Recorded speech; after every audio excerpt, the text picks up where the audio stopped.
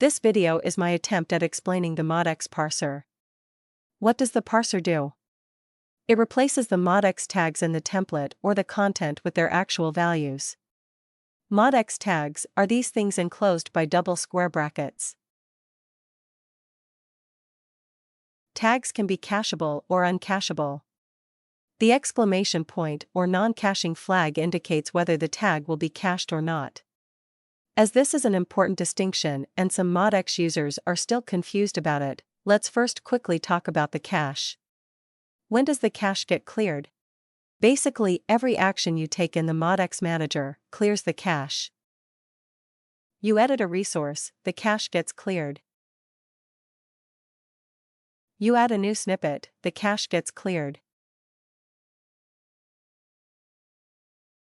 You change the order of resources in the resource tree, the cache gets cleared as well. What in the cache does get cleared? Basically everything. It depends on the action, but essentially on every change, all the cached resources are deleted and the cache file for the context is regenerated.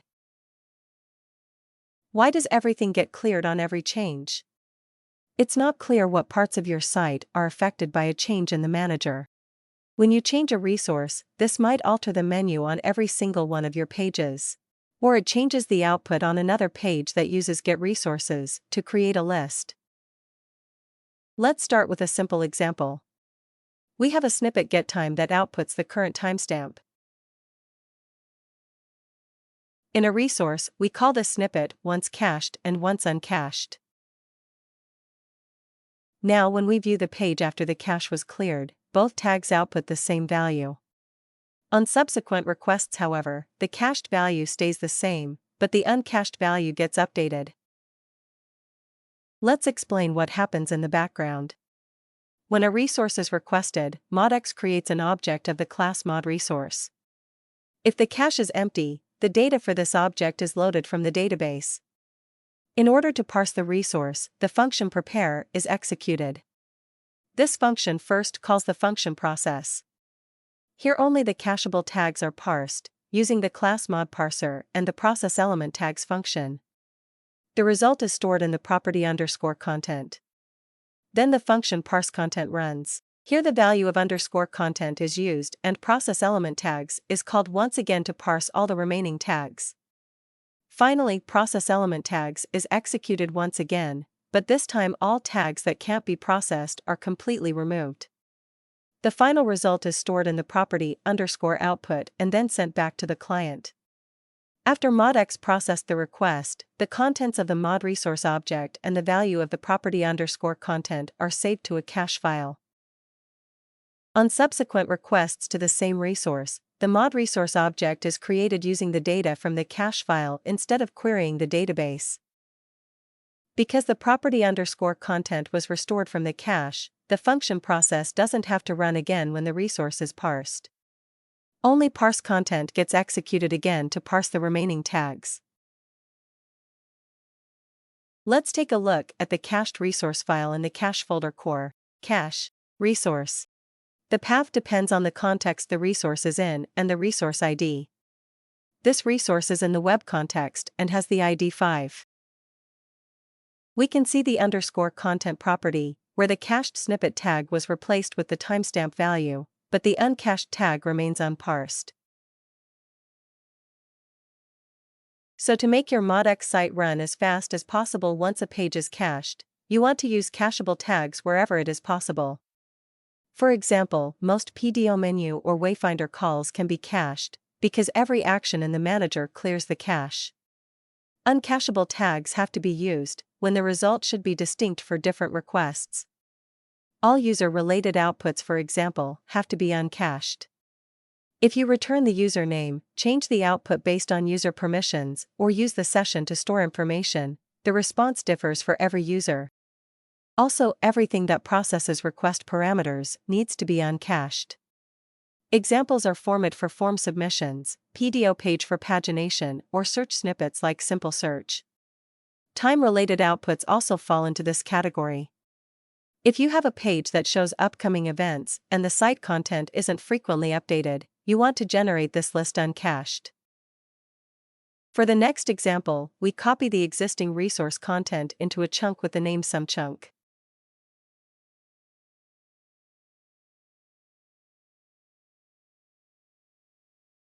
Then we call this chunk in the resource uncached. When we view the resource, the behavior is still the same. The cached timestamp keeps the value on subsequent requests, although the uncached chunk is parsed again every time. How does this work? MODX has what's called an elementCache. Every time the parser finishes parsing a cacheable tag, the result is stored in the elementCache. When a new tag is parsed, the parser first checks if the tag already exists in the elementCache. If so, the value from the elementCache is used. The elementCache does also get cached in the resource cache file and is restored on subsequent requests. Only cacheable tags are stored in the elementCache, and no placeholder tags are stored. In the cache file, we can see that the elementCache contains the cacheable getTime tag. On subsequent requests, when some chunk gets parsed, the parser uses this stored value and the output remains consistent. Let's take a closer look at the resource cache file. All the values of the resource fields are stored here, and even the values of the template variables. As we have seen, the half-parsed output is stored in underscore content. Then there's the elementCache with the cacheable tags and their values. And finally, the source cache. Here for chunks, snippets, and TVs that are used by the resource, an array representation of the data is stored, so that the data doesn't have to be reloaded from the database.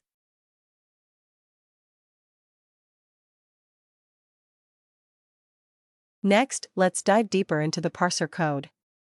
In the function process element tags, the first step is to find all the outermost MODX tags. Then in a loop, the function process tag is called for every single tag. After that, the tags in the content are replaced with their values. Then the function calls itself again to parse the remaining tags, if there still exist any. In the function process tag, process element tags is called again to parse any nested tags first. Then the elementCache is checked to see if the same tag was parsed before. If that's not the case, the tag gets parsed and the value returned. The consequence of this process is that when you have a MODX tag with a nested tag, the nested tag is always processed first. Let's say you call the snippet getResources, and for the value of the property parent, you use the tag for the resource ID. This nested tag gets parsed first, so that the snippet gets the correct property value and not an unparsed tag string.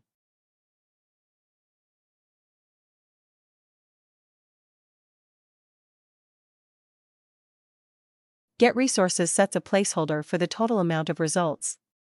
Because the parser does multiple iterations, this placeholder can be moved above the snippet call and it still works. On the initial iteration, the parser first tries to process the total placeholder tag, but can't, because the placeholder doesn't exist yet. So the parser leaves the placeholder tag be, and continues processing the snippet tag that sets the placeholder. On the next iteration, the total placeholder tag is parsed again. And this time, the placeholder exists and the tag can be replaced with the value. Don't put uncached tags in the properties of cached tags. Because embedded tags are parsed before the surrounding tag, but cached tags are parsed before uncached tags, this creates a contradiction. MODX resolves this contradiction by delaying the parsing of the surrounding tag. Let's make the ID tag uncacheable and see what happens. We can see that the pre-parsed content in the cache file still contains the snippet tag. getResources only runs when the uncacheable tags are also processed and after the nested tag was parsed. Also, be very careful with inline templates. Because nested tags are parsed before the surrounding tag, all tags in the template are processed before the snippet getResources is called, which is not what you want. And it may cause problems if placeholders with the same key already exist. To demonstrate this, let's set a placeholder with the key page title.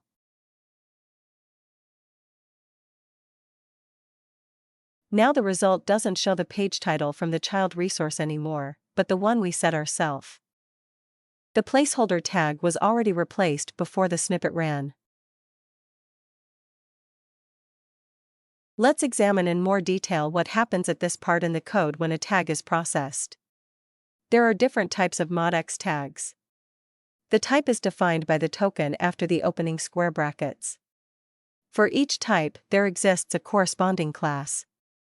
These classes either extend the class mod tag, or they extend the class mod element if they have a related database table. Based on the tag type, an object of the correct class is created. Then the function process is called. In this function, as a first step, the property string of the tag is converted into an array with key value pairs and merged with the data from the property set, if one is defined. Then the code checks the elementCache to see if the same tag was already parsed before. Next, the code generates the result or reads the value. This part depends on the tag type. A snippet tag runs a PHP script, a field tag just reads the field value from the resource object. After that, the result is parsed by calling once again the function processElementTags from the parser class. Then the output modifiers are processed by running the filter function of the class modOutputFilter. Depending on the cache flag and the tag type, the result might be saved to the elementCache. Finally, the function returns the result. Let's recap this process with a practical example. We have a snippet, return a field tag. In the code, a field tag string is created using the variable $field. We call the snippet in a resource, supplying the property field and adding the output modifier uppercase.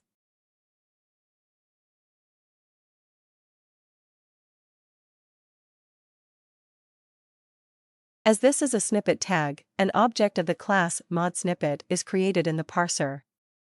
The data for this object is loaded from the source cache if available or from the database otherwise. The property string is converted into an array. Then the snippet code is executed. For this, MODX generates a PHP file from the snippet code.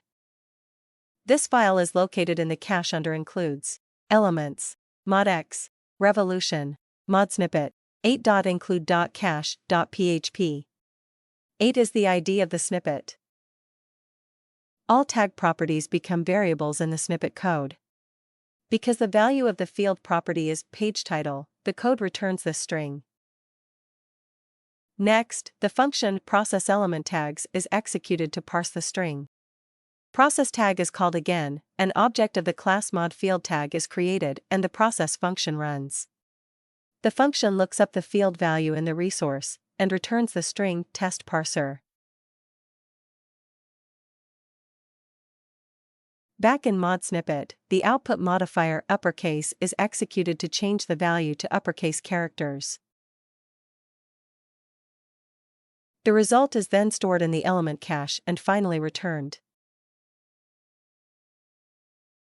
Let's next talk about placeholders. Placeholders are simple key-value pairs that are stored in the class MODX in an associative array. Placeholders can be set by PHP code, for example in a snippet. They can also be read in code or by using a placeholder tag. If you set a placeholder, and an entry with the same key already exists, the old value just gets overwritten. Placeholder values don't get cached and placeholder tags are also not stored in the elementCache. The consequence of this is that you have to be careful when using placeholder tags. Make sure that the snippet that sets a placeholder runs before the placeholder tag is parsed. As an example, we have the snippet set a placeholder. It just uses the setPlaceholder function to set a placeholder with the key and value supplied by the snippet properties. When we call this snippet cached and use an uncacheable placeholder tag to output the value, this works only on the first request when the cache is empty. On subsequent requests, the output is missing.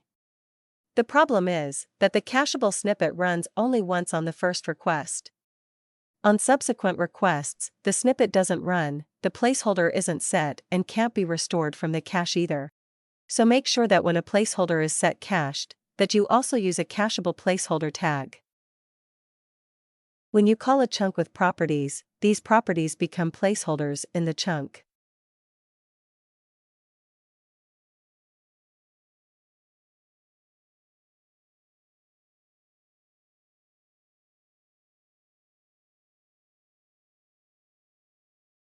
This is very similar to the way a snippet like getResources works, where a template chunk is parsed for every resource with the resource fields as the properties.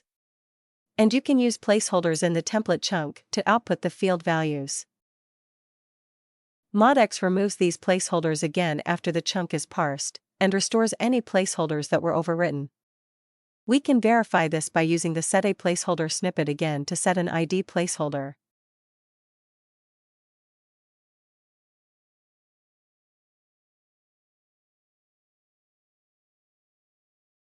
The placeholders in the chunk have still the values from the properties. And these placeholders can't be used outside the chunk content. Regarding output modifiers, the most important thing concerns conditionals. Let's say you have a tag like this, where depending on the template, you want to run one of two snippets.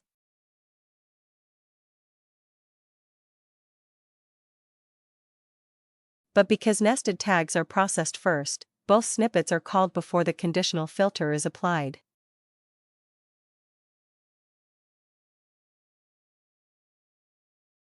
First, return A runs, then return B, and only then is the decision made what output to use. Not only does this waste execution time, but this can also lead to problems when placeholders are set in the snippet. To illustrate this, we change the example to instead call setAPlaceholder and then output the placeholder value.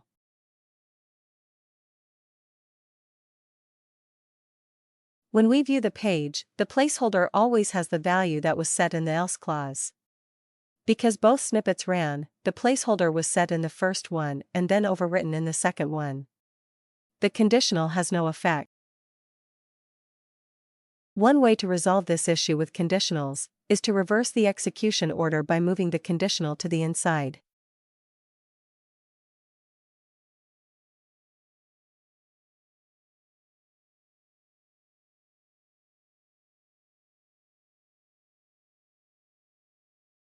Now the conditional tag is executed first, and the selected snippet runs later. But this solution only works if there are no properties. If you try to add a property, the additional backticks confuse the parser.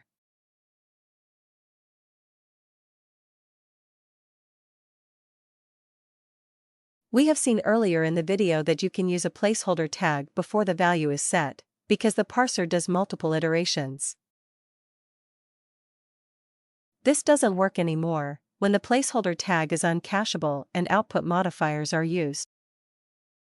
Is this the case, then the output modifier is always immediately applied, whether a placeholder exists or not. And the tag gets replaced with an empty string before the placeholder is even set. To end this video, let's talk about another quirk of the MODX parser. We have a snippet getRandomNumber that returns a random number between 1 and 1,000,000. In the resource, we call this snippet twice. Uncached. How likely do you think it is that both outputs are the same? How lucky we are, they are indeed the same.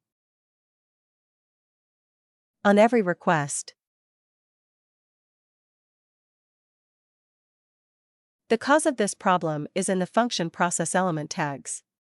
All tags are processed before they are replaced in the content. To keep track of which tag has to be replaced with which value, the function has a variable tagMap that is an associative array. The key is the tag string. The first snippet tag is parsed, the code runs and returns a random value. This is stored in the tagMap. Then the second tag is parsed, the code runs again and returns a different value. The result is again stored in the tagMap, and because the key is the same, the value gets overwritten. That's why both tags are replaced with the same value in the content. To avoid this issue, we have to make sure that the tag strings are unique. We could, for example, add a random property to the tag. And now we get two different numbers in the output. The exact same issue happens with this code. A placeholder is set. Then we output the value. We set the same placeholder again and output it another time. In the output, both tags have the same value. When we make the placeholder tag unique again, it works as expected.